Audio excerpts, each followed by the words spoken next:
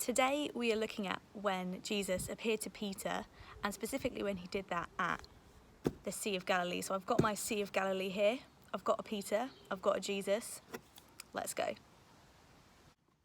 In this retelling we have a green gummy bear as Peter and an orange jelly baby as Jesus. A few weeks after Jesus' death and resurrection, the disciples have gone back to the Sea of Galilee, and Peter decides he wants to go fishing. So a bunch of his disciple friends come and they join in and they all go fishing. But the problem is they're not very good at fishing and they can't catch anything. So they're out there for a while until suddenly Peter spots a figure on the shoreline, and this person has some very good advice for them. He says, throw your net onto the other side and maybe you'll catch something. And so they do that and they get loads of fish, and Peter suddenly recognises it's Jesus, and he runs to Jesus and he says, Lord, it's you. And Jesus has been very busy. He's got a barbecue going and he's going to cook them all a lovely fish breakfast.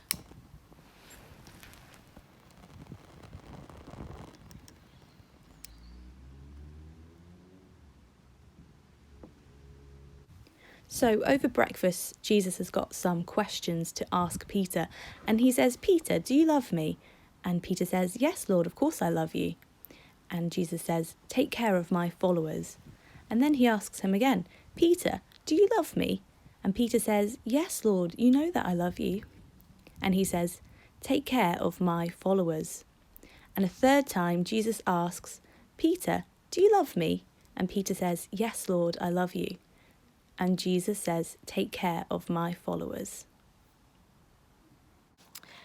Previously in the story, and the last time that Peter saw Jesus, he was denying that he ever knew him. And he said this 3 times before the cock crowed. Cock-a-doodle-doo!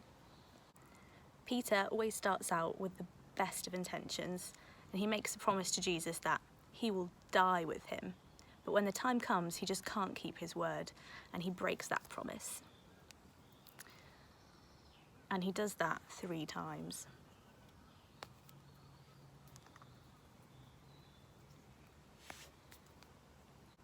Jesus asks him a question 3 times.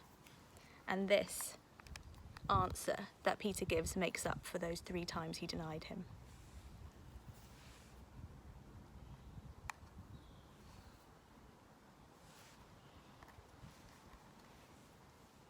Three times.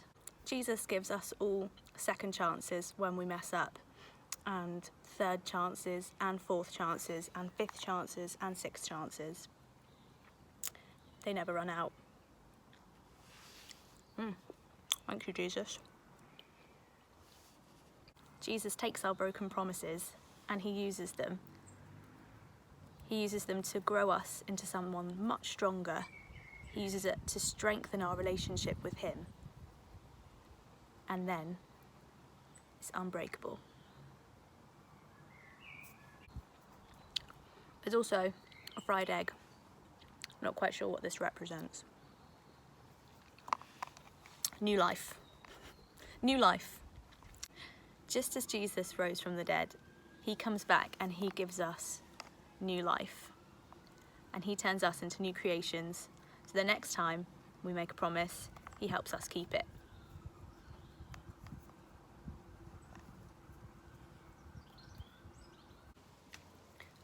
For God so loved the world that he gave his only son Jesus to die for us, so that those that believe in him may have new life, and that we might become new creations in him.